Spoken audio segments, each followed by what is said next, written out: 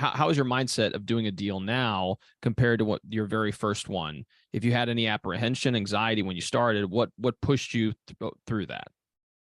Yeah, well, you know what? There's apprehension and anxiety always. I mean, in this business, you're only as good as your last deal. And the most important deal is the next deal. And I think you have to keep that in mind. So, clearly when you've been around for a while and you have a good track record, that makes getting the next deal a little easier. But, the mindset is the way you should think about the business, and you're going to avoid making mistakes that folks often make, is think that your client is your mom or your dad. What advice would you give them?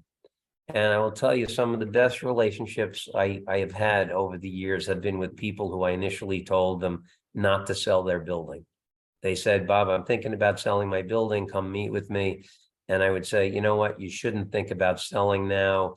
There's going to be a zoning change that's brewing that's going to increase your value. It's not the right time in the market. For X, Y, and Z reason, don't sell now. And those people have been very surprised that I've given them that advice. But that shows that you're looking at the long game.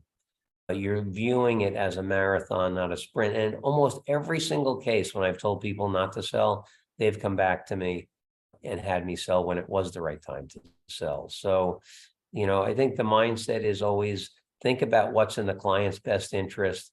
If you think that the client is one of your family members and you give them the same advice, it's really hard to make a mistake.